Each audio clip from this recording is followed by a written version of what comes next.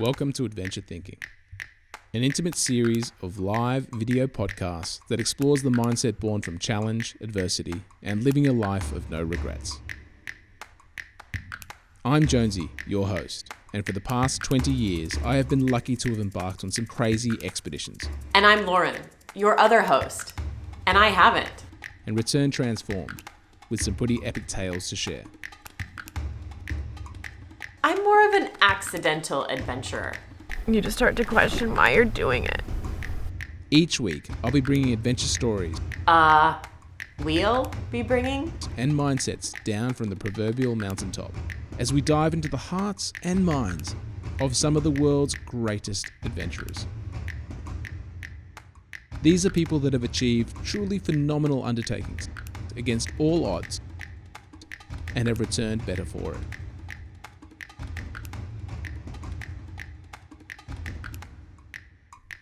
So, do you want to live more adventurously? This is Adventure Thinking. Lauren, how are you? have to say I have a bit of imposter syndrome happening because I am not a world-class adventurer or a record holder, or I don't think I've really ever won an award. So Come on. it's good to be here. Have you ever scored a goal in soccer, though? Yes. Yes. Well, I have never actually. I was thinking about this the other day. I've never scored a try in all my years of rugby. Only unless it was That a was because competition. you were defense, wasn't it? You don't understand how You rugby were a plays. hooker. Yeah, I was a hooker. I was a big, dirty hooker. Not the prostitute kind. Oh, thanks, Lauren. Sorry. We're being watched right now. People, thank you for joining us. First of all, we want to say welcome back to this second season of Adventure Thinking live / not live, because right now we're not live, are we, Lauren? No, we tried to do this at lunchtime for the naps, and they did not align with both of our kids. What do you mean? Oh, because of the children? Because of the children. So we are currently in Tasmania. We moved. Tassie. Yes. The Apple Isle. Down, right, Southland. What are we doing? What are we doing in Tasmania, of all places? What are we doing, Justin? It's been a hard year. I mean, 2020 has been a very hard year for a lot of people, and for us included. The events industry shut down. It's been very slow coming back, and there's been just people in Bondi where we were living weren't really taking the whole COVID thing very seriously. So there was a lot of anxiety and a lot of heaviness in 2020. And a lot of people have been feeling that. We thought, well, let's flip this year into something that we can enjoy. So let's go out and do something that we love. And we always come, every single year we come down to Tasmania. And why not make a deal of it? Why not move? Why not try this? Because my work is virtual. We're doing stuff together as a family. We can do this anywhere. Yeah. Try to turn a year that we like to forget into a year we want to remember. Yeah. Yeah. How's it going? How's this first? We're 11 days into quarantine right now. We're in quarantine. So, So how's self-isolation? We're not in a hotel. Which it doesn't feel really that bad compared to a 2-bedroom apartment. It feels very free. But we moved to a 600-acre farm. What? Yeah, which is pretty cool. Acres. So we've moved from what was our apartment? 89 square meters, so 900 square feet to 600 acres, which is a pretty cool change. Hey, do you know how many square meters that is? No. I'll try and work that out later because that's kind of crazy. It's big. It's real big. And we are currently in a very cool space that I think we're going to create some very fun discussions and events and watch the space. But we are currently in a shearers accommodation from the early 1920s, I think Ian said. Something like that. Yeah, no, it's a very, very cool spot. It's separate from our house, so we can hide from the kids, which is awesome. And yeah, do you want to show the setup? I will actually. Okay, I'm going to show everyone around the space. Oh, that's you. Hello, Lauren. You're the space. We're in a shearer's quarters. So how cool is this? This is our little spot. Hi, guys. Welcome to our little shack. It's our oasis away from the children. Let's be real. We're going to hide from the kids here. They're asleep, so we better get this rolling. Yeah, we better get this rolling, actually. So I will get back to us here in person and live. And there you go, Lauren. But can we just show them around the property for a second? Just the view from our balcony? Sure. All right.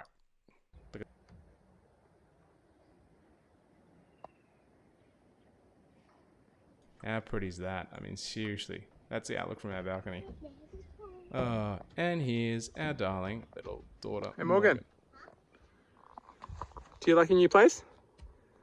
Of course I do. Sweet PJs, Morgan. All right, sweet. Let's kick this off. So Lauren, yeah, we want to roll things in by taking people probably actually to the Outback first of all, don't we?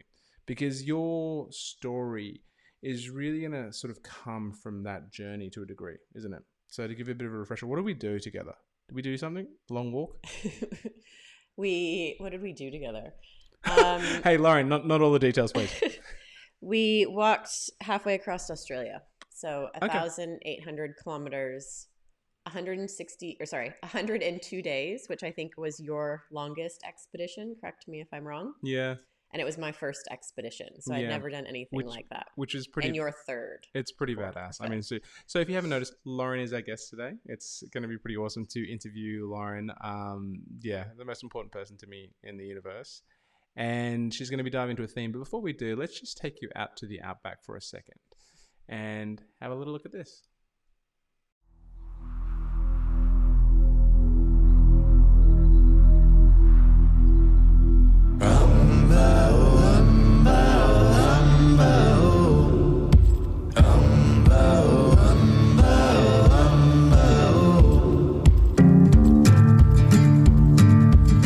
The Australian Outback is the stuff of legend. Vast, unpredictable, wild, and free. It calls to the adventurous. And here I am, with my family, and a 1-year-old no less, fighting the elements. It's so hot. And sometimes each other. Yeah, but you're upset with it. I can't win. This is a stupid, stupid, stupid fight. One of us is teething. My ankle injury's flaring back up. I can barely walk this morning. One of us is limping. And all of us are trekking 1,800 kilometers across the most unforgiving terrain in the country. Why would anyone do such a crazy thing?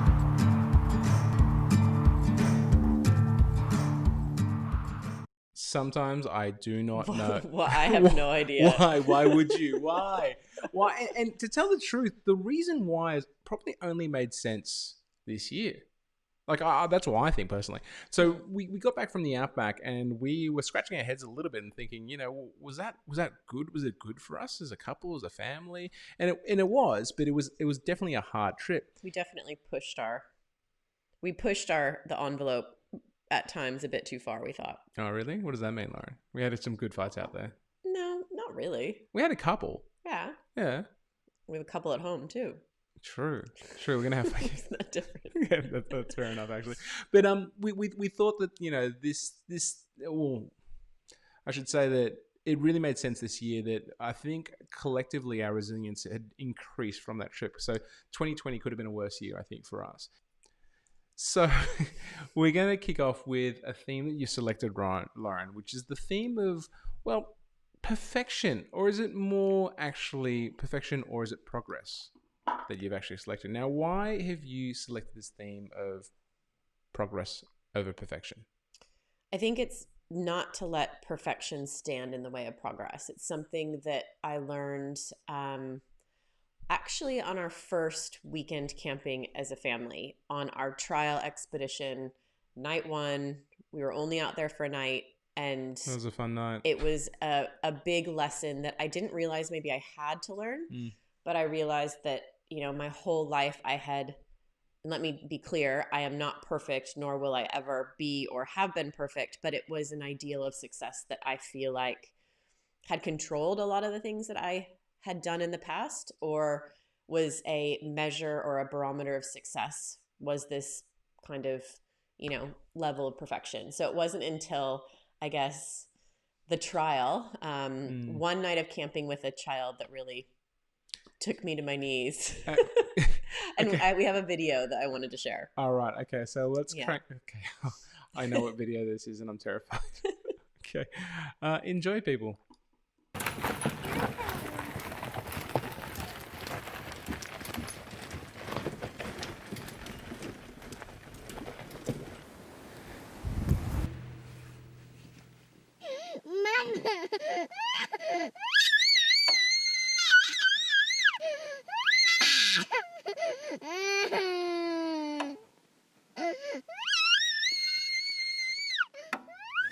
So guys, how was first night camping with baby?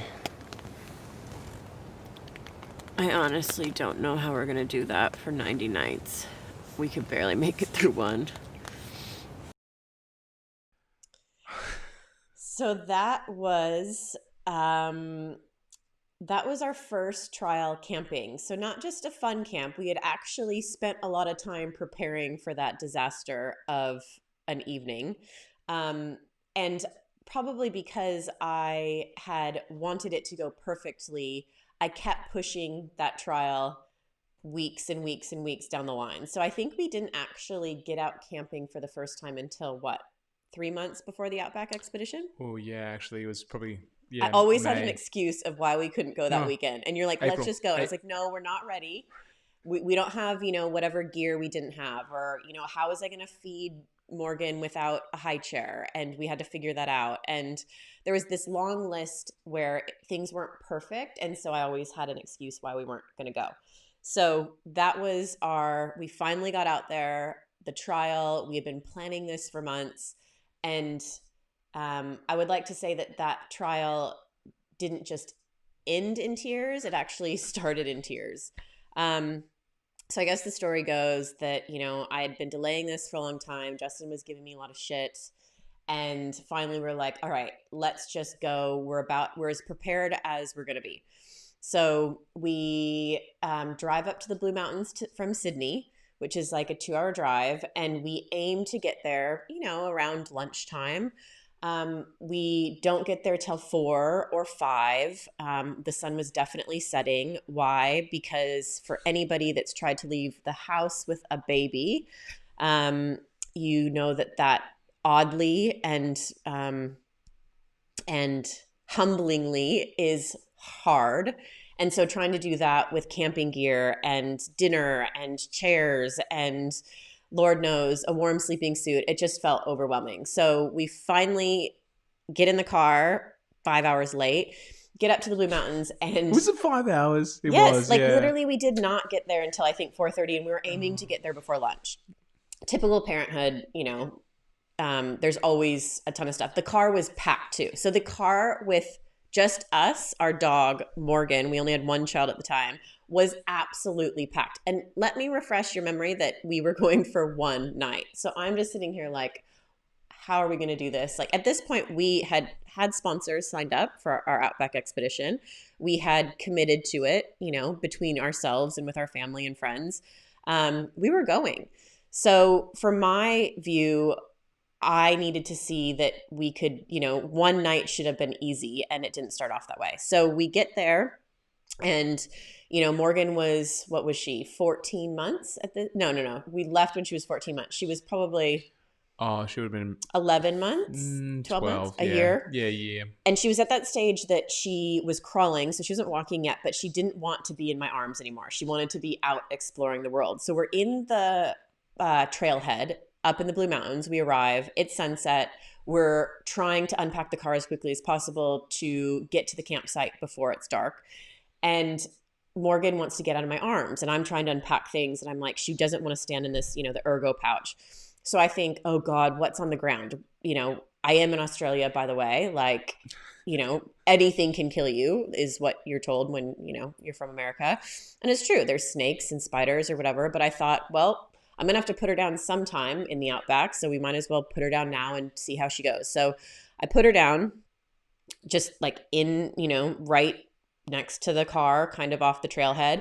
And she's, crawling around, and I'm thinking, oh, this is going pretty well. Like, thank God. And she's looking like she's excited and happy. And I'm following her like the helicopter parent I never wanted to be. And all of a sudden she starts screaming. She pulls her head up. I have no idea if something bit her or, a snake got her, but I can't see anything. And she is just gushing blood, like out of her nose. And I swear she had 2 black eyes. I think I freaked out about that. You'd remember more than me.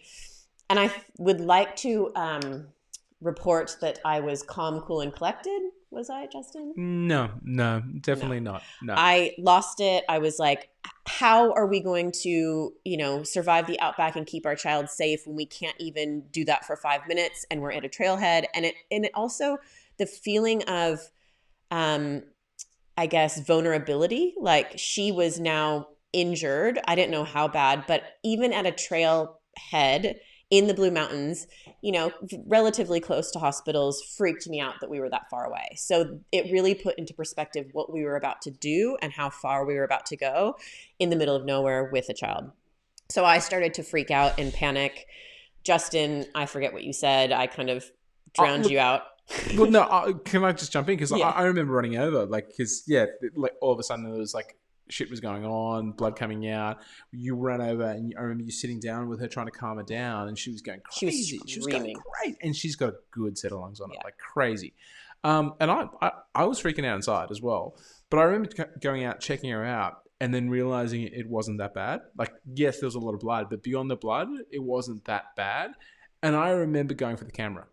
I remember going for the video camera because I was like, in my mind, this split personality is like, let's scene for the documentary. This is going to be great. And you knew we would get divorced if you did that. Well, no, I didn't at that point. So I went for the camera, and your words were, and I'm not going to edit it this time, if you pull out that camera, I am ripping off your dick. What? Come on. You did. You said that to me. I had that seared in my mind. Seared. And I was like, okay. And I took 3 steps and I stopped, froze, and I slowly came back. But I was Anyways, that's not the point of the story. Who's telling the story? All right. Sorry. This is your show, Lauren. My bad. Thank you. I don't remember that, but I do. Look, being on camera is not my favorite thing. Sitting here, this is outside of my comfort zone. Being on a documentary is far outside my comfort zone. So that's a part of, I guess, where I've been able to step to after I learned this lessons that we're getting to.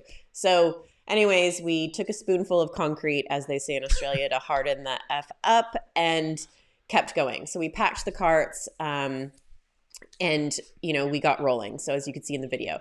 So everything went wrong. Like, I remember my cart, I couldn't even pull it without it like jerking on my hips. I had huge bruises on my hips. And this was like, I think we went, 8Ks? It was not big at all.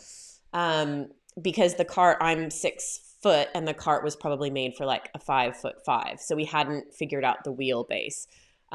Justin realized that he probably needed some brakes on his cart, because when you are trialing it and it's straight, it's fine. But when it's loaded and you're going down a slight decline, it turned into like a death trap. Massively.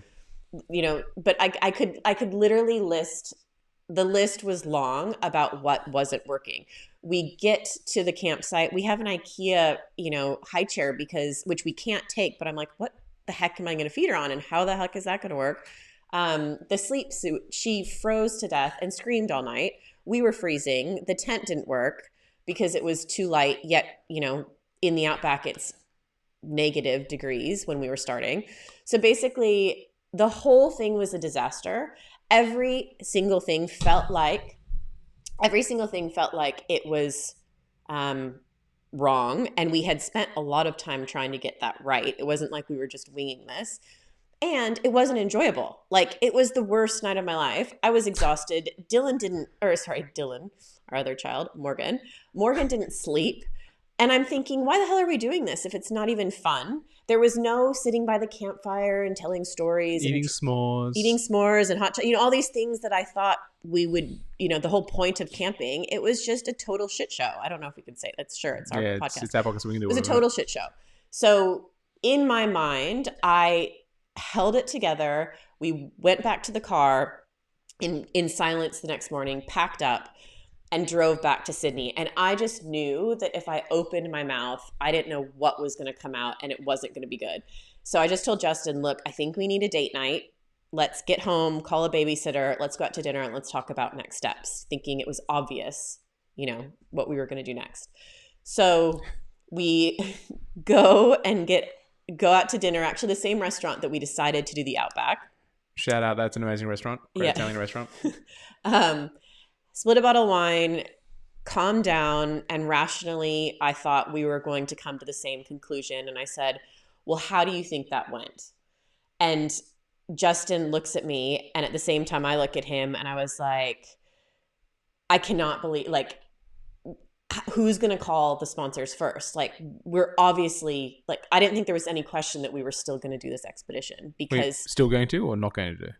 I didn't think that there was any question. Wait, can you? Yeah, that we're going to, you thought we were going to call it off, didn't you? I thought we were going to call it, like, Yeah. obviously, like, if we can't even get through one night, No. how are we going to do, you know, we thought 90 nights, it turned into 102. So, and Justin looks at me and was like, wasn't that amazing? Look at everything, like, I don't think I was quite that, like, no, bubbly. it literally was like, I was going, this is doom and gloom, and you're like, how great is that? I shouldn't swear. Well, Can we just turn? No, we can beep that. That's fine. Don't worry about it, Lauren. Should be all I'm right. tired. Anyways, so we were obviously coming from different perspectives, and I just looked at him like, well, he looked at me like I was crazy, and I looked at him like he was nuts as usual. And I guess the point that I was coming from, I mean, you tell me, you were there too, but was this trial, we had been planning it for like 6 or 7 months. We were training, we were trying to get the right systems, and everything literally went wrong. We were late. Morgan got injured. Nothing worked. And I thought that in order to have the confidence to do the next step, we had to get this first step perfect, which is where the theme perfection comes in. Because I thought if we didn't nail this first night, and if the first night wasn't perfect, then, you know, how are we going to kind of press on? And I guess at that point, Justin's like, well, you know, one of his nuggets of wisdom, some are better than the others, but he's like, don't let perfection stand in the way of progress. And he's like, every single thing that we figured out there on that trial is, you know, fail fast and fix it. We don't want those things to fail in the Outback. So now we have this massive list. How great is that we can fix so that these things won't happen again? And it was just something clicked for me, because from my background, which I guess was very traditional, both American and both corporate, there's not a lot of room to fail. And if you try something new, you better not look like a fool, and you better nail it to some extent, or, you know, maybe don't try that, because there's not a lot of room for failure. Which is a strange thing, because I'd argue in Australia there's more tall poppy syndrome, and like people, you know, if you do really well, but also if you fail really hard, that's a big mark against you. Whereas in America, if you fail in business and you come back from it, it's like a badge of honor. I don't think so. I mean, no? Yes, I think there is that, but I also think that if in Australia, if you succeed, you know, it is that tall poppy where you're cut down, versus in America, you're heralded for success. Yeah. You know, straight A's are what you should get. So you don't actually learn to think for yourself. You learn to think the right answer. So, you know, that's a system that pushes you to know the right answer, get it right first off, and look good. So I guess this was the first time I was like, wow, okay, these little failures are actually a good thing. I needed to friend failure for the first time in my life, that it was okay to fail, and that, you know, this wasn't going to look perfect. Like, the whole point of this expedition was to kind of keep progressing and take these steps. And we were going to be ready by the time we went. And there also was going to be a point that we were not going to be 100% prepared. And there's because you can never be prepared for something that you've never done. You've never known anybody to do it. And you are going to just have to jump. And I think that's, for innovation, is, you know, you have to trust that you have the skill set to figure out the problems when they arise, but the problems will arise. I think it's really powerful for 2020 as well. Yeah, I mean, like we've gone through a horrendous year. A lot of people have, but, you know, it's not about trying to strive for the perfect year or the best case scenario. It's making do with what you got. Yeah, it's about controlling it's about controlling the controllables and figuring out.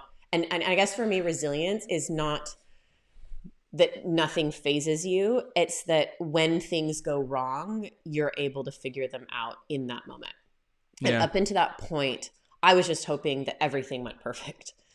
And I didn't have the trust in myself that I think you've had over your expeditions, that if it goes wrong, it's okay and you'll figure it out on the fly. And also through your risk mitigation, you make sure that the really big things hopefully don't go wrong.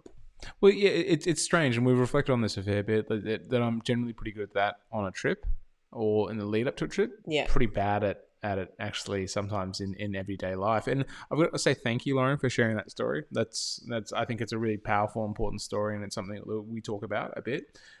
Just progress versus perfection, and how you should always choose progress.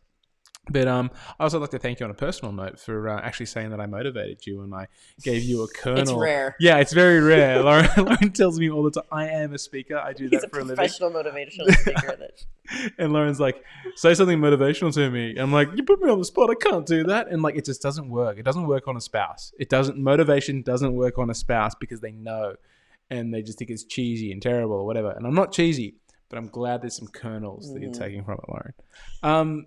Okay, so that was a massive lesson you learned. I mean, like, before we jump in, because I've got some questions I want to ask you, but I want to talk about just maybe the highlight reel of the major lessons that you learned from that expedition. Because 102 days walking through the outback, that's pretty massive. But there are some massive kernels, like that's a good phrase, always choose progress over perfection. Are there any kernels like that jumped out of you from the trip? No, it's never let perfection stand in the way of progress. There we go. That's what I put on That's why we pay you the big bucks. I don't pay her anything. I don't know. You're putting me on the spot. No, come on, fear, scared. Yeah, I think I'm going to prompt you a little bit because we talk about this all the time.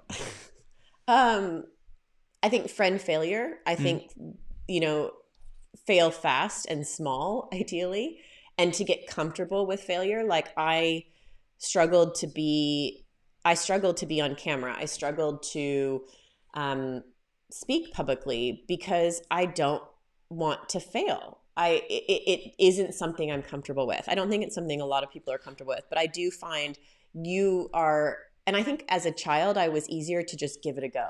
And I think something shifted around high school age where you started to really care what others thought about you. Is that just a puberty thing, or is that just an appearance thing? I don't know. It was me. I just, I started to, I think, have a view of, being embarrassed at a talent show versus I used to jump up and play piano and sing when I cannot play piano and sing.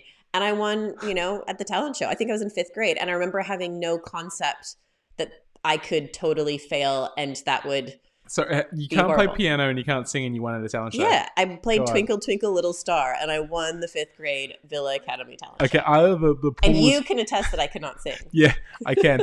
Either the pool was very, very weak that year. There was some other people on stage. Or I just had confidence. Exactly, Fake it till you make it. Exactly. And that's what's cool about kids. And that's why we look to Morgan and Dylan a fair bit, because they have no concept of what that normal is. So they just go out there and chase and do what they feel. They're learning all the bad habits from us, and I've got to curb that as a parent. I think they have no preconception of what normal is. Like, true.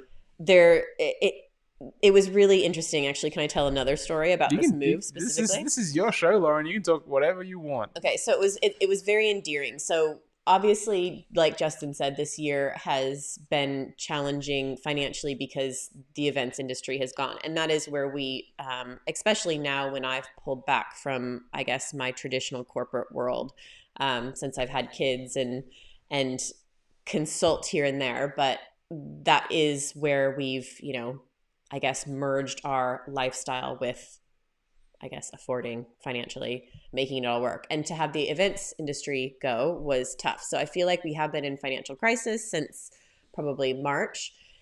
And I say crisis just in terms of everything that we thought was going to happen did not happen. It was an awesome looking year. It was looking great, actually. We thought we were going to be in the States and, we had a lot of amazing opportunities and jobs lined up, which disappeared. It means other ones will open up, but you also have to, flex with that. And that's not easy all the time. So we have decided, obviously, to pivot and to take this opportunity to come to Tasmania, which is something that we've always wanted to do, but it never really fit in with life. So we are moving to the farm. Well, Morgan is 4.5 and has great friends in Sydney, and we had to explain to her what we're transitioning and get her excited, and she was really excited. But that was I've never moved with kids, and there was a lot of preparing them for this trip.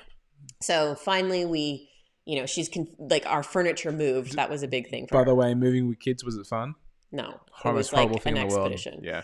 But you're moving all your furniture, you're moving all their toys. She could see it getting on the truck. And then, everything's packed and it's 2 weeks till it gets down here. We stay at your parents', and then finally we pack up our car and we're driving down to Tasmania. And we stay one night in New South Wales because we have to drive down a state. So to people that are not in Australia, we had to drive about 10 hours and we had to cross the border. But with COVID, you can't enter the other state. So we had to drive basically directly through. For the viewers that aren't familiar with Australia, I mean, Victoria, in particular Melbourne, went through a pretty horrendous lockdown. Kudos to them. They did phenomenally well, over 110 days lockdown. Yeah, I mean, talk about restrictions. Talk about dealing with extreme. But, I mean, did an amazing job of getting on top of it. But us transiting through that state to get onto the ferry that went across Bass Strait, a 300-kilometre body of water to Tasmania, we had to just drive straight through the state. We couldn't stop other than the fuel. So we had to stop right before the borders in New South Wales and stay the night. So we were staying in this hotel, and it was like, basic. It was one room, a queen bed, a single bed, and... How many stars would you give it? I'd give it maybe like 0.5. I think it's actually probably, in reality, it's a 2-star hotel. Yeah. It was fun. Like, I mean, I had no qualms with it, but there was it was basic. And we arrive and I think it's 11 p.m. Morgan had been sleeping and she's sleepy out of the car, but she's kind of excited to enter. And I'm kind of confused why she's so excited. Well, we open the door and she's like, oh my God, I have my own bed. Because there was a single bed and a queen bed. And she goes, oh my, and a TV. And she looked at it and she's like, what are these things? And she pulled them up and they're the soap sachets. She's, we each have a soap. I have a soap, you have it. And she's just super excited. And then she kind of sinks into it. And I think she's really excited for, a hotel stay, which she hasn't done a lot. But she kind of sinks in and she looks around and she's like, this place is a little smaller than our last home, but it's pretty nice. And it has a nice, she opens the window and she could kind of see that there's a garden out. So she thought that this was our new home, which would have been fine.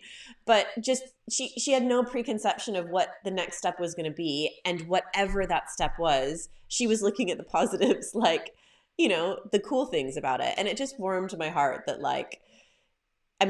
that could have been her new home and she would have been fine. So I think as parents, we put a lot of pressure on what kind of life we're providing for our kids. And as long as we view big changes, even if they are not something that we would ideally want, it's amazing the adventure that they can take out of it and that we can kind of get out of it. So it just warmed my heart that she was so excited about this small place, and she had such a positive attitude about making it home. So it made me very excited about, our next journey as a family and what adventure that, will lie. She's a beautiful little human. She really is. No, that was. But I think her adaptability has, she's an adaptable kid. And I think it's something that it's nice to remember as adults that, we all have those adaptability. And so, normal is just, what you do. So back to the talent show, I guess, was, I think after about 5th grade, I started to realize probably, going through adolescence, you realize you're shaped by others' kind of expectations or views. And I feel like I kind of fit into that. And there was a very strong, I grew up in the States, and there was a very strong expectation of what success was. And an element was perfection. Everyone was striving to get straight A's in school. That's perfection. It's the perfect score. Everyone was striving to get into the perfect university, into the top tier job. And all of these things are kind of on this ladder. Which, I want to go into your childhood, actually. Can you do me a favor? Just lift your mic up a little bit because you're starting to bang it a little bit. Yes. Thank you. Perfect. Brilliant. Okay. Oh, it's wandering by itself. Look at it. Can you just tighten that middle knob, the middle one? Yeah, that one there. There? No, on the other side. Yeah. Okay. That'll push hard. Yes, strong power. All right. Okay, cool. Okay. All right, cool. So yes, your childhood. So you just mentioned not just. Sorry, let me start again. Not just your childhood, but in America, there's this push to make you want to be perfect. Straight A's and that pressure. So. Well, I think that success, if you are going to be successful, there is a very socially accepted standard of success. So how'd you end up in the Outback? Was that a step forward or a step back? Like, because was that a step towards success? Like in your mind and what you've been trained as? Like, why did you end up there? Why? No, it was probably one of the first times I did something that had no, like, monetary value or career value. It was definitely I wanted to do it to have that experience and to get to know myself better. Yeah. But it was not a step in the direction. It was a step off the ladder for the first time in my life. So it took me a long time to, I guess, it took me a level of maturity to take that jump. Yeah, so you'd made all these decisions all your life, just like trying to get to the next hurdle, the next rung on the ladder, go up and up and up and up. And then was there an event that actually forced you to sort of step back from it? Having kids. Yeah. Having Morgan, I think I lost a lot of my sense of self, and I realized that I had defined my value and my worth aligned with my job title, probably. Mm-hmm. And when you strip that out, you're a human being, not a human doing. And you realize that. I like that. Your value is, we're always, we create value by what we do.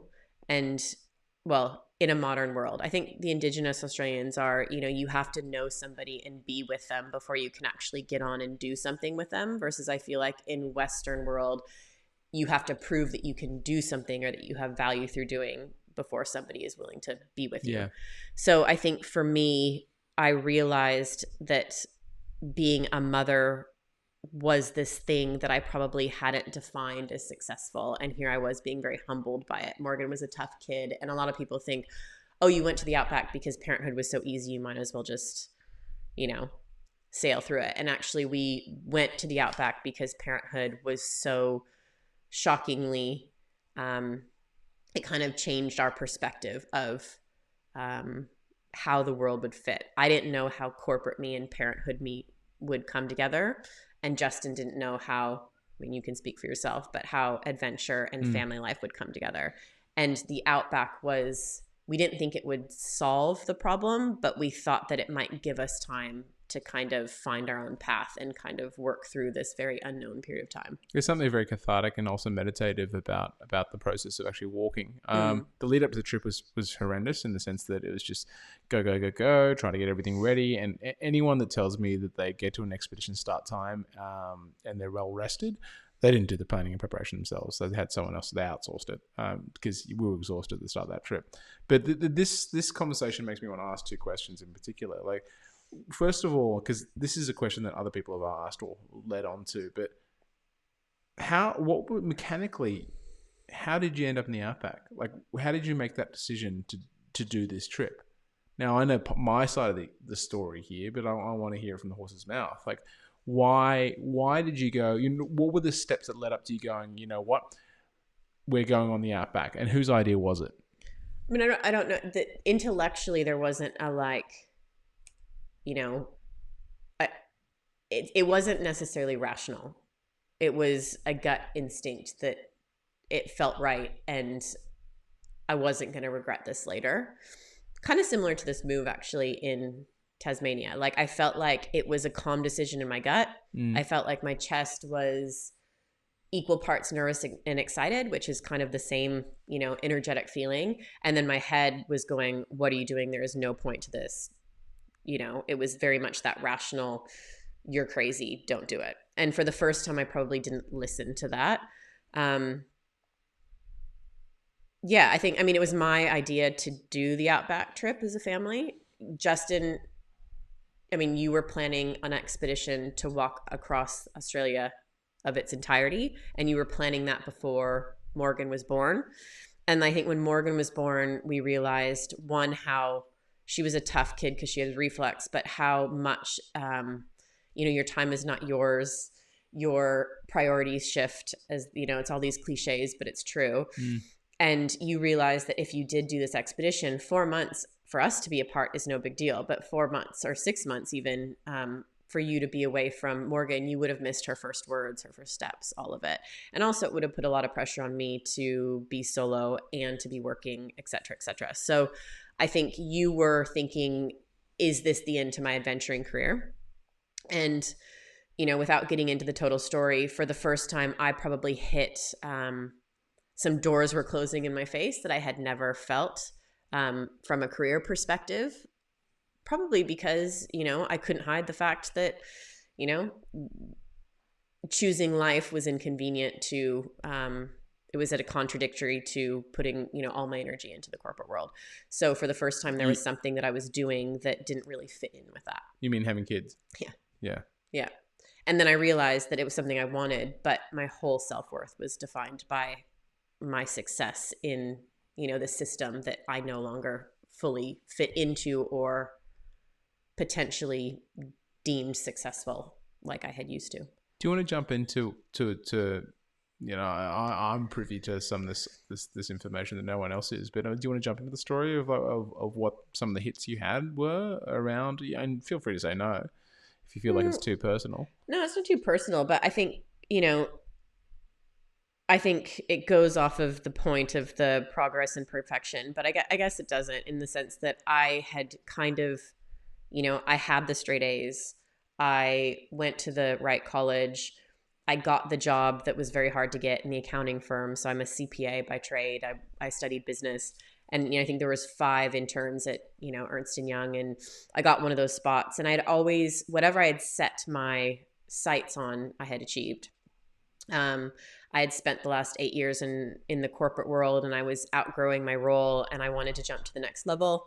But that coincided with the time in our lives that we were wanting to have kids, and I was 35, and, you know, there's a time limit on that too. So these things, I just thought, well, you know, lean in, do it all, be it all, let's go for it. So I was like, I'm not gonna, who knows when or if we'll have kids, and I'm gonna keep going on my career path like I always had. So I jumped into kind of like this new area that I was interested in. And in that time of interviewing, I found out I was pregnant. So before they gave me the role, and they were going to give you the role. Well, yeah, I flew down to basically sign the papers. And in that final conversation, I think I was 6 weeks pregnant, and we hadn't even told I hadn't told my parents or anything, but I wanted to be really honest with them.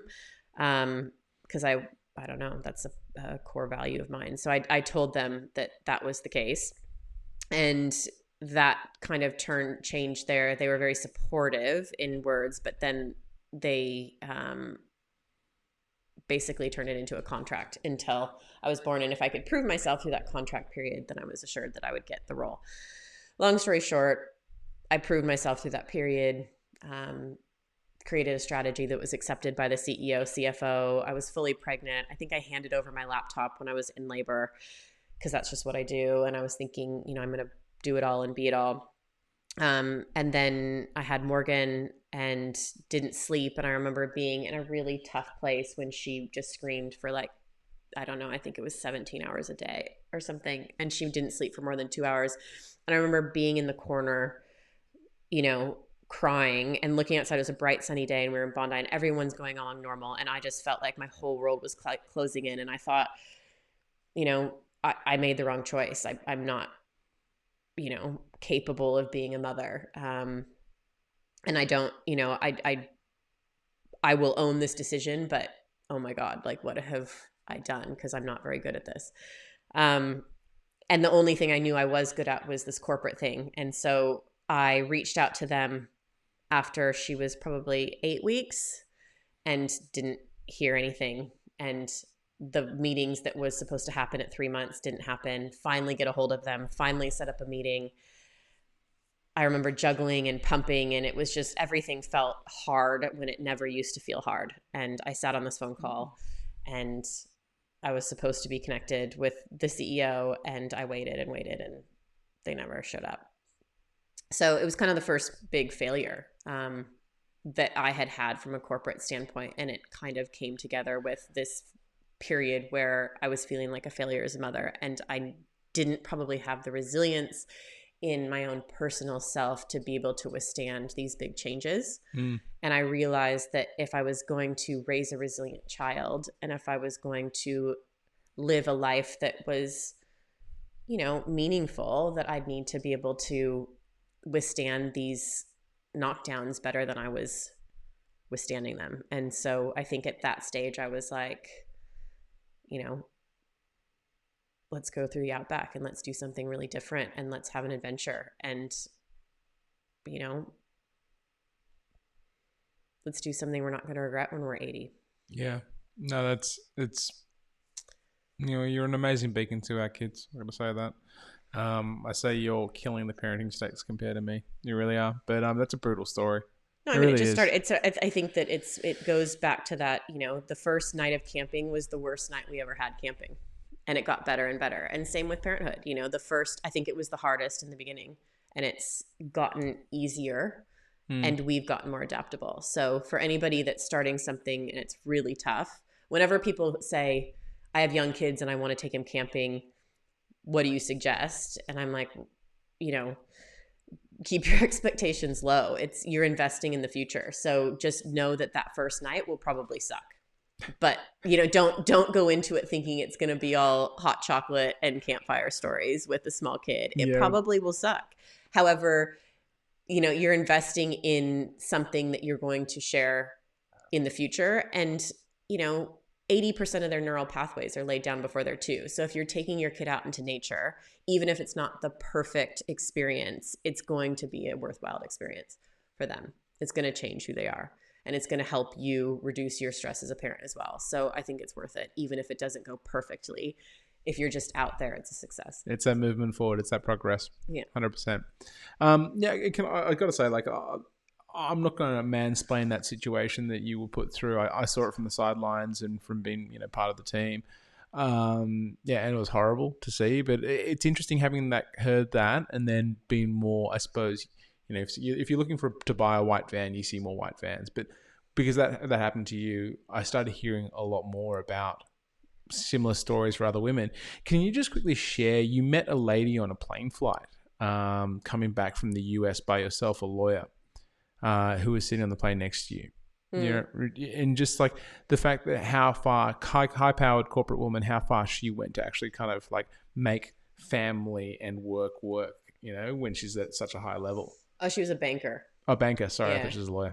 Yeah, so she was on the seat in front of me and she was pregnant, like 8 months pregnant, and had probably a 2 or 3 year old. And she was saying how she was flying back. So she lived in she's Australian, but lived in the US, and she lived in New York. So she was flying back to New York to go back to her job before she gave birth.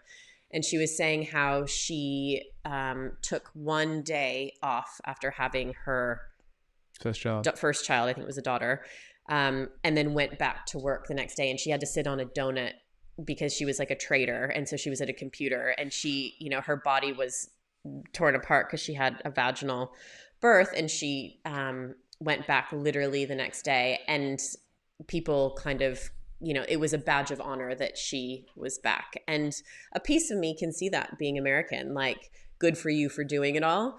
But I think after I had that experience, where I guess I could kind of step back and question, should my self-worth be defined by my job title? And I had never questioned that before. And who am I without that? And I think that there's a lot more than that validation of success that I deem success now than I used to. So success. So I felt sorry for her that she was put in that position to have to do that. Can you sum up what your thought or how you summate success? What does success mean for you right now? Can you sum that up? What does it mean? How does it look? I mean, success used to be perfection, and now I see perfection as a barrier to what I actually deem as successful, which is a life of, Justin, we've created family values. Well, we've created a mission possible statement. So having my corporate background, amazing corporations have these amazing mission statements, they drive kind of their reason for being. Yet as an individual, not a lot of people have those. So Justin and I decided to create them as for our family and to kind of define what success was for us. And so success is to live curious, live kind, and live great. So curiosity is about kind of having that childlike wonder and, amazing optimism that children have without kind of having an expectation of what normal is. And to really have that curiosity to embrace the new and not be afraid of potentially failing. Kids fall down all the time when they're trying new things, and it doesn't feel like a failure. It actually feels like a part of the process. And I think remembering that as we get older, to live kind is all about giving back more than we take, and the whole sustainability aspect of taking care of the planet and leaving the places and people better off than when you found them.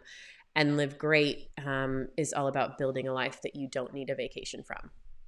So I guess, those things in parallel to potentially a job title and a lot of money or the newest car, those were the things that probably society where I grew up were deemed successful. Yet, these other things that, experiences and time together and, cultivating a community of, even this podcast, those values are what spawned this podcast, because having conversations with really amazing people that have done the impossible and live a joyful life doing challenging things, I think are stories that need to be shared. It's an amazing exercise that you put us onto, that Mission Impossible statement. I think to the people out there listening, watching, listening, it really is a good thing to do. And I wish I kind of did that years ago. And do it by yourself, do it with your partner, do it with your kids. It helps be that guiding light. It helps you make decisions. And I think, it was a great exercise. Do it. Do it. Just why get out of bed in the morning? What is your reason for being? Yeah, but and that can be. But it's why people have it, why companies have it as their charter, why they have it up on the wall, so everyone knows it's your shining light. It's up there. But as families, you don't do that. You don't know the reason why. You just get through the individuals. Day. Powerful exercise. Now, it helps you do things that like this. There's no reason we should be sitting here in a shearing quarters on a 600-acre farm, yet there is, because it aligns with our values. 100%. Look, I'm conscious of time. We got to start thinking about wrapping things up because our kids are over that way. I think we can hear we don't know what's going on. They should be sleeping. But I want to ask quickly a couple of little things. So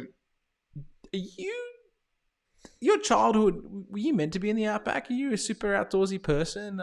Did you think this was going to be your life? No, as Justin thinks is hilarious, I had glamped more than I had camped when I went to the that was literally one of my first proper camping experiences, was our trial. I can, so no. I can concur with that. It's Lauren I would describe as very adventurous, but wasn't outdoorsy. Yeah, and the crazy thing is, and I don't mean this because I'm just blowing smoke up her ass. She outperformed me on the trip. She really did. Look, I don't think she would have been capable of doing the trip to start with, but by the end, I was a broken person, and I wanted the trip to end. And you said to me, half as a joke, half serious, because I think you just wanted to twist the knife at how good you were feeling. When we got to Port Augusta at the end of 102 days, you said to me, "Do you want to continue on to Melbourne?" And no, I was a broken individual. Look, yeah, just to put it in perspective, I think the most athletic thing I had done, other than childhood sports, was I had run 14Ks in a fun run race. So it was far outside of my physical comfort zone, as well as I was not a camper, so that was definitely different as well. Yeah. Well, you are amazing at it. And I think that's because when you don't have your whole entire soul, body, your identity in a field, you can actually be better at it. And that's why I think that, and not talking about myself for a second, but I'm not as adventurous as some of my mates and peers who are adventurers. And I think I'm half a city boy and half an adventurer, half a and I think that's what gives me a competitive advantage. And you have that over me. Well, I remember when we started dating, people were like, "What are you doing with her? Because she's a corporate city girl." Yeah, no, there was some. Yeah, a lot of people said that, and they it's were hard about because it. they're. I've always loved nature, Yeah. but I always I hadn't had that experience to be able to kind of find myself in it, I guess. Yeah. Before we had met, so yeah, it was definitely something new for me to do something like this. Okay. Well, I'm going to jump into a pretty quick fire series of questions actually from Instagram that people have asked, if that's all right, and on emails. For some reason, my computer's doing something funny, so we might only have a limited amount of time left because of battery life. But this one comes from our neighbor in Bondi, Tika. And the first our one, our old neighbor, I should say now, unless Tika's on a farm 500 meters that way. Hey, Tika, by the way. How do you balance or even make time for a life of adventure while being a mother and also have a profession that makes money? I think it's a balancing. I think it's getting those measures of success, of what success means to you individually and not what society deems as success, I think is core to that. And then just, navigating to that point. So I think a big thing too, to marry, adventure, family, and make money is figure out what you need to live. Like, what is the base? What is the how do I say this? Be minimal and figure out what it is that you need to live well, and well will be different for every person. And then, the leaner you can live, the more you can create space to do some things that might not make a lot of money or might be that risk or might be that side hustle, but might really fit your success patterns. Like even doing this podcast, I wouldn't say that it's a financial winner for Justin and I if you were deeming it success from a finance perspective, but from a success perspective, I think it ticks the curiosity and the kindness buckets. And every time we end these conversations with people, we feel better and we hope other people do too. So that we keep doing it. Yeah. No, definitely like it's chasing that metric. So that know your North Star and I guess keep your life minimal if possible so that it gives you flexibility to pivot and change and to be proactive given, life is uncertain. Yeah. Because if we were chasing money, Lauren, we wouldn't be doing this on a farm. I'd probably be like have an OnlyFans account and I'd be like a cam boy. Oh, actually, wait, I basically am a cam boy right now, but my clothes are on. And okay, another question. Yes. Okay, hold on. Pause it. Okay, pause. All right, go. Action stations. Just giving everyone an update. Morgan woke up and she is a bit scared.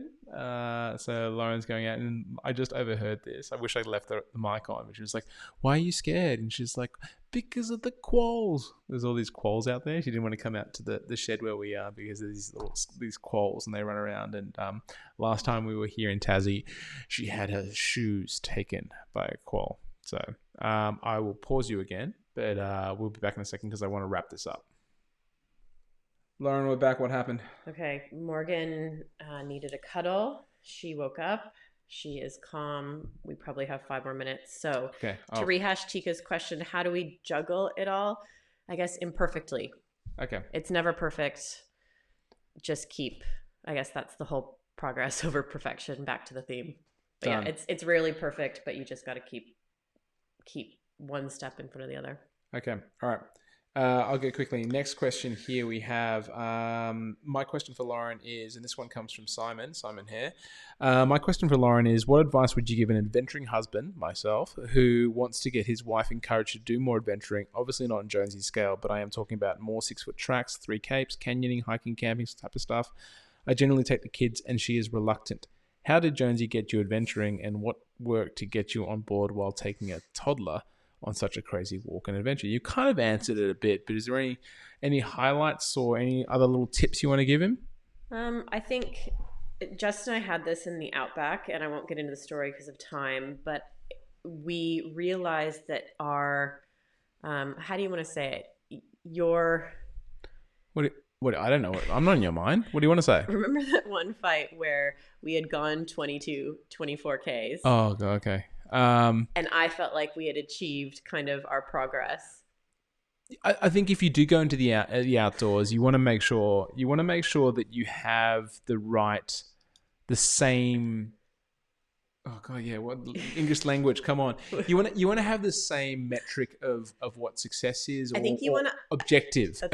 That's the word. You want to understand the other person's metric of success. So I would say it's like your love language. You want to know the other person's love language. Yeah, a little bit. If you haven't looked up that book, that's a good one for couples as well.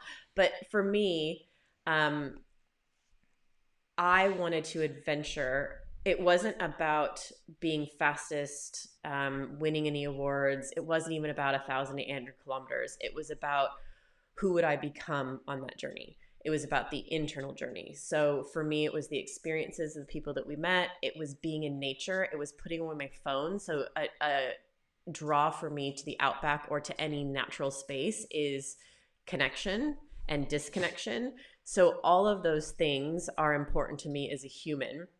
And then we found adventures that actually fed those. But when Justin would get really into how many kilometers we were going or how fast we were going or if we were on schedule, he would lose me and we started to have friction because I wanted to have an extra day at a station because I thought that was a really cool experience, or an extra day at an Indigenous community, yet we were falling behind. So I think for partnerships or for teams, really understand what fills up each other's buckets or cups. We talk about that with Morgan a lot, but what is it? Why are you out there, and what's important to you as a human, and how do you kind of merge those things? So it's quite funny. For the very first time, and I'll be very quick, this just made me realize that this was similar stuff that happened on previous trips when I was younger. Just having different expectations of what the objective and the goal and what people wanted. It's not too really different. Important. It's team not dynamics. Too different than life. But I wouldn't say Justin got me adventuring. I think he gave me the partner to do it with, but my love of nature and my desire to be out in nature and to be disconnected from modern technology was the thing that drove me. And also my desire to, have unique experiences with people I love there was a nice partnership there. Excellent. Thank you, Lauren. Next question is, my question for Lauren is, and this one comes from Les Norton. Les, when frustration sets in, what is it that brought you back and motivated you to carry on from why am I doing this? And you got to answer this relatively quickly, and we might run out of power on the computer. Okay. I think when 1,800 kilometers felt absolutely impossible, especially that first week, we were trying to go 20 kilometers a day and we were barely making 5, and it was painful to even do those 5. I think I stopped counting the numbers and just thought, whatever this experience was going to be, I was going to be fully in it. And it was a big deal for us to be out there and to put aside a couple months of our lives to do something. And that itself was the adventure. So I kind of dropped the end goal and really focused on kind of the next step, the next portion of the journey. And no matter where that journey went, that was, I don't know if I'm making sense with that one, but no matter where that journey went, it wasn't about the outcome. It was about the experience along the way. Oh, I think that sums it up quite well. This one comes from a person called Liam. Oh, his handle's Liam Power Magic. How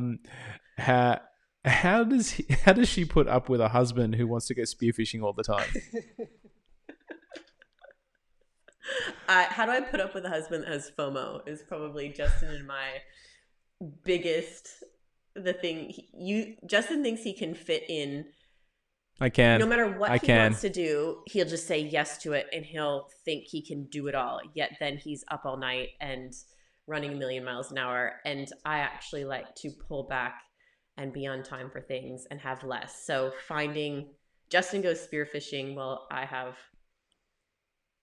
my time to do yoga or.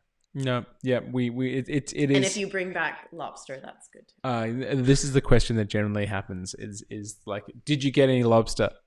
No, and then she's upset at me. If it's a positive, then it's all good. We're all happy. And Liam, thank you very much. Liam is my spearfishing diving buddy from back in Sydney, and often he would know I was under that pressure, and he would slip me some lobsters every now and then to keep Lauren happy. So and Justin finds his zen in the water, as do I, and so I'm happy that he can do that. Yeah, no, it's beautiful. Thank you for letting me do that. That's Morgan. Hello, come in. Hold on. We're about to have a visitor. Come in, visitor. Come sit with me. All right, we have a visitor. What time is it? It's 10 p.m. Good parenting. What we have to do to make this show work. Okay. All right, Morgan, please come. Morgan, I'm answering some questions. Just leave it. It's okay. Just come in. It's fine. Thank you. High five. Yes. I just need one. Okay. Kai, go under there. Under there. Okay, come sit with me. And under that one. And come sit with Mama. And don't bang the microphone. Okay, here. Come here. Under the microphone. Oh, here we go. Okay. All the action's happening right now. Oh, well, is there a child there? All right, come here. Up. Come sit on my lap. Okay. Okay. Okay, here. Wow. Thanks for joining us, Moo. We even thought by doing this late at night that we wouldn't get interrupted. But here we are. Okay. This is amazingly cute. I'm going to move where my cursor is because I want to see more of Moo. Hey, Moo. You feeling okay? Ready for bed. Ready for bed. Okay. You want to cuddle? Okay. Right. She's going to have some cuddles whilst Mama talks. So, Moo, can you just be a little bit quiet, though, because Mama's going to talk. So this question comes from Danny. Danny, you know Danny Andreas and Cocker. And, yeah. How do you push through worrying about the safety of Morgan/Dylan when adventuring? No, I did not. No, this is no question. It's not for you. You're just a free spirit that does whatever she wants, and the world has to kneel to you in a way. I don't think I've ever pushed through it. It's always the top priority. But I think keeping a kid wrapped up, in bubble wrap or lamb's wool or whatever they say, or helicopter parenting, whenever you have a kid, it's like your heart walking outside of your body anyways. So I think it's always finding that balance of, how to keep them safe and how to give them experiences and how to kind of, help them be ready to tackle the world. And I think adventuring allows them to do that and allows us to do that as parents. I don't know if that makes sense, but safety is always a priority, whether you're in the city or in the outback. You just have different worries to mitigate, I guess. Yeah, no, you really do. And it's like in Bondi, it's strangers and cars. In the outback, it was snakes and spiders. They're different, but it's the same level of concern and care and risk mitigation that every parent does. It's something that I've always said to you, like more so on the trip, but I say to you and Morgan, I'm trying to get this lesson across to Morgan at the moment. It's that it's not to be afraid, it's to be aware, aware of what's going on. And yes, because you don't want to let, fear override you, but you want to be always conscious of what's going on and what's around you. Always know what your surroundings are, where the dangers are, and just be aware of them because you can mitigate them. Yeah. And now we have to deal with that. We live in an area where, tiger snakes are going to be fairly common. There's a lot of interesting spiders. How do you find the spiders, Lauren? Don't like spiders. Moo, do you like spiders? Did you get bitten today? Yeah? Remember when you were climbing up the rocks? What'd you get bitten by? On your hand? You were bitten by a bull ant. Or no, it was actually like a spider ant or something like that, or a jumping ant. It did jumping ant! Yeah, it did. It jumped, but it got you with a good sting. Okay. Okay. So last question, Lauren, and then we'll wrap up. Is what's the most annoying thing about Justin? That's from Steve Arnold. Oh, Justin's perfect. There you go. All right, we'll end the show on that. Thank you so much, Lauren. Perfection is your husband. He's a work in progress. Yay! What? And also, you love coffee. I love coffee. Yeah. Why do I love coffee so much? Because it helps you from getting the tiredness away. Getting the tiredness away. And I had the tiredness because of? Yes, because of kids, because of you. I love you so much, Moo. You look so wide. We have to wrap this up. Okay, Lauren. So, I'm tired. you're tired too. Everyone's tired. We got to go to bed. We got to wrap this up. But this new season's going to be great. It's going to be so much fun. This space will evolve. We'll keep you up to date with what's happening here. There's going to be some other cool ideas and fun stuff that we're doing. And this is all about having virtual conversations around a campfire, and we're hoping to have actual physical ones now that we have the space to do it. So watch the space if you're in Tassie or want to come down for a really cool experience. Okay, we have this little child walking around behind me. Yeah. So Lauren, who do we have next week? Who do we have next week? We have Eric Phillips. Eric Phillips is going to be on the show next week. So he's Tasmanian. He's a Tasmanian. We thought the first guest. And we might actually have him. We might have him live. Morgan's just walking out into the dark. All right, cool. I've got my iPad. Okay, awesome. All right, enjoy. We'll see you down there in a second. Wow, I gotta take her to bed. tough chick. Seriously.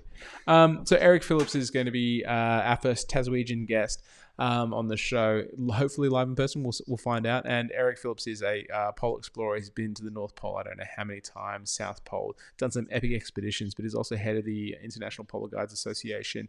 He was the mentor that taught us how to ski and do some stuff and basically survive in polar regions in the lead up to our Antarctic journey. He is the real deal, unlike myself. And he's seriously cool. Like Eric is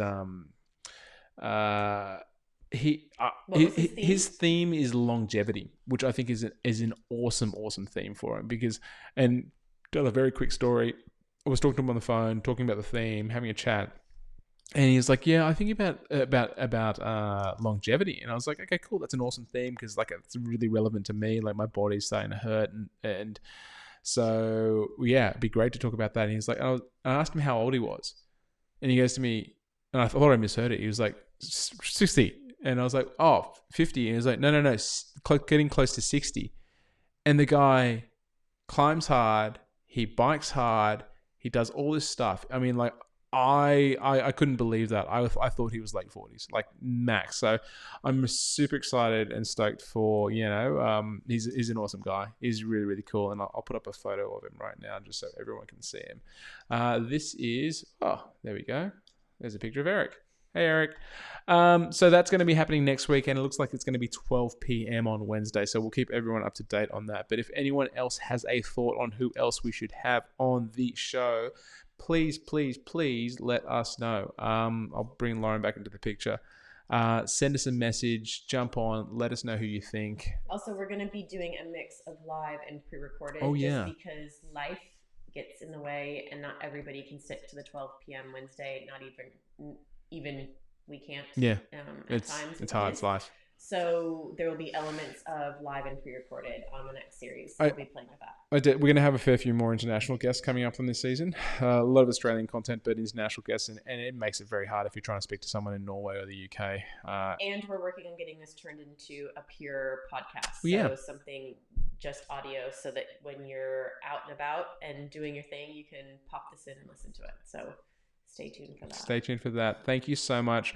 Yeah. Again, it's been... Hope that was worthwhile. Yeah, it was awesome. Lauren, thank you so much for being our guest. You are an extreme adventurer. What you've done is actually, like, I know adventurers that would shirk and shy away from doing what we did.